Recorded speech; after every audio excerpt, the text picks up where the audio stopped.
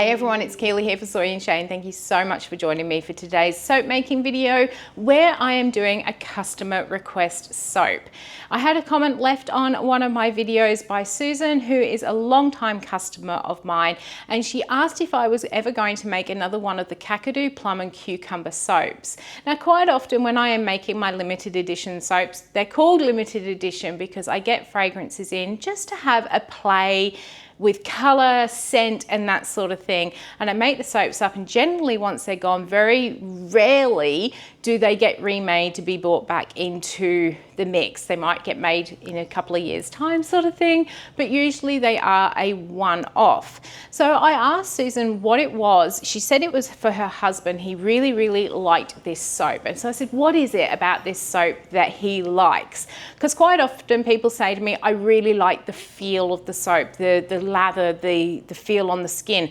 And then I can say to people, well, all of my soaps, or a majority of my soaps, are made with that same recipe. So it does then come down to scent.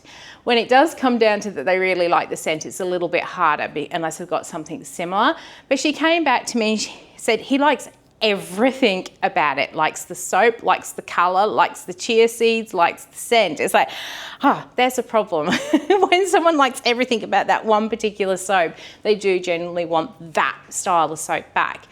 Now, I did say to Susan, I don't have that exact fragrance in my range, but I do have another one called Kakadu Plum, which I do need to make a soap with. It was one of the scents that I had in my monthly melt edits for the Australiana theme, and I needed to make a soap with what was left with it. So I could do that, it was going to be a little bit different.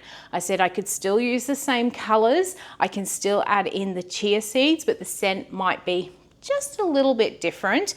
And then I did also say that perhaps once we're over this chaos that we are in the world at the moment, and I can get some more fragrances in, I will go ahead and reorder that original fragrance and try and keep it in the blend of soaps. So today we're actually going to go and make just Kakadu Plum, but I'm going to try and keep it with the same colors and the chia seeds for exfoliation within the soap as well. Let's go and make the Kakadu Plum soap for Susan. Let's go. All right, so I have everything ready to go here. I'm going to pour my lye water in just gently, and I am expecting this to behave differently to the original soap that I made. If I remember correctly, the original fragrance was a little bit naughty. Just by looking at the photos, it does look that like maybe the colors did accelerate just a little bit because it's a little bit chunky in the swirl. So we'll see what just using plain Kakadu does to this one. Let's give this a bit of a mix with the stick blender.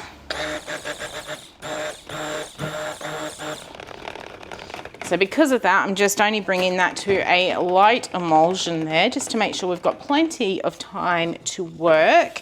So looking at the sort of original colors, I don't think I have still got that one quite dark enough there. It looks like I had a nice bright purple and a really dark purple that was almost black. So I've got a little bit of eminence and some black oxide into that dark purple jug. I know it looks almost black on the camera, but it's actually got more of a purple. We'll see what happens once we get that mixed in, and that's just a neon in there. Oh, now we've got soap everywhere. Let's pour off these two colors like so for doing our swirl.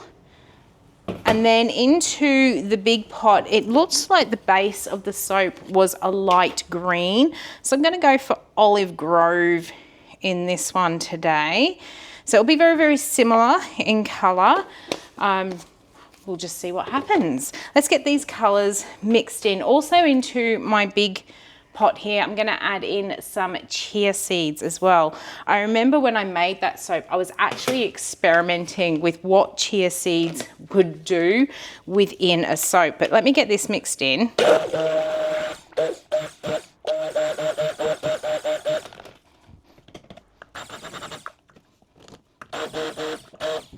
All right, so I'm not actually going to add my colors, my fragrance into those colors. I'm only going to add it into my big pot here. I do remember the last time I actually made this soap. And as I said, I was experimenting using, oh, now it's gone ricey. I was experimenting using the chia seeds because it was kind of new for people to add them into their soaps. And there was a lot of talk about whether soaps were going to grow chia seed sprouts and all this sort of stuff. And when I sat and thought about it, it was obvious that it was never going to grow chia seed sprouts like everyone kept claiming. All right, gave that a quick blitz to get rid of the ricing in there. Because of the pH of the soap, the chia seeds are not going to be able to sprout in it. And it just made so much sense when I actually sat there and thought about it. And then I just had a really good laugh about all this sort of comments that were out there about using the chia seeds. But I actually do like them in the soap because they're not as rough as using something like poppy seeds in the soap. They're a lot more gentler on the skin, and I actually really like it. And the thing is, I haven't used the chia seeds for a while, so I should actually add more in. And the other reason I was using them was because I'd bought this big container of chia seeds from Costco and was struggling to get through this container. So I figured, well, if I can use half the container in soap making and then eat the other half, I'll be able to use them before they expire. So that's what I started doing, and I have since then bought a new tub of chia seeds. So we'll have to start using them again in soap. Now I'm going to, as you've just seen, scrape all of that out of the bucket there. Apart from that bit of ricing, it does appear to be playing fairly well.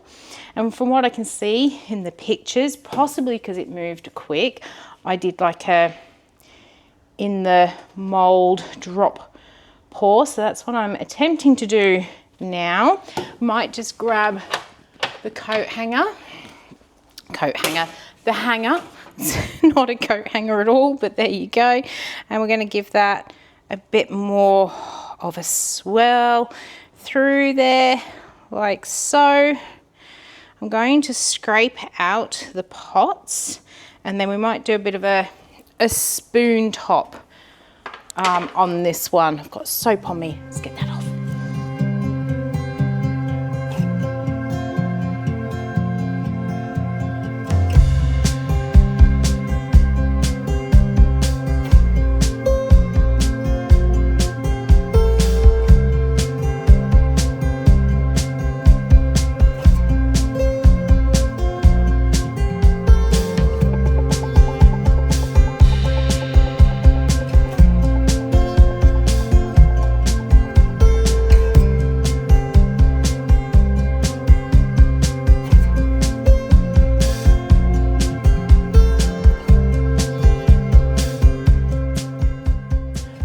So there it is. I just gave it a bit of a knockdown. I know I said I was going to do a spoon top on it, but I decided instead I would do a little swirly top.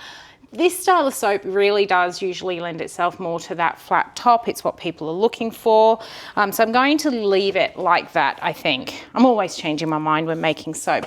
But that's it. I'm going to leave this one set up overnight. We'll be back in a moment. We'll cut it open and see what swirls we got on the inside.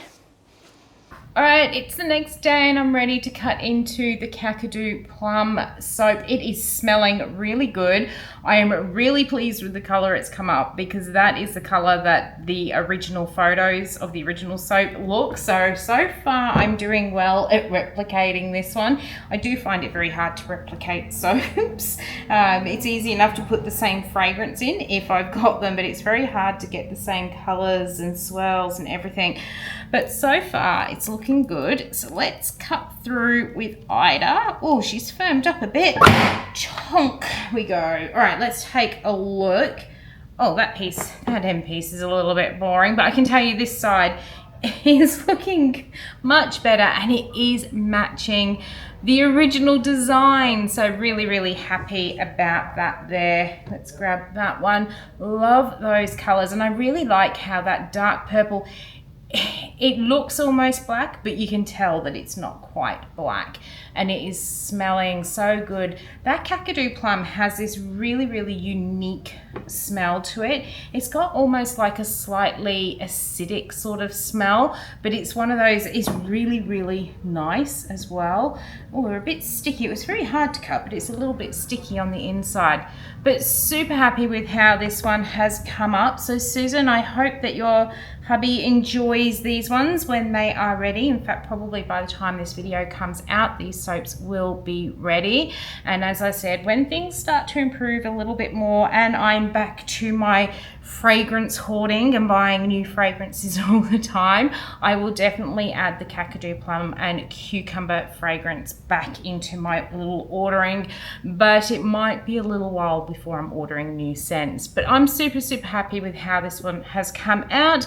Thank you so much for coming along with me as I made the Kakadu plum soap with the chia seeds. If you've enjoyed coming along, why not leave me a thumbs up and any comments down below. And until the next video comes out, I hope you have a good one, and I'll see you then. Bye.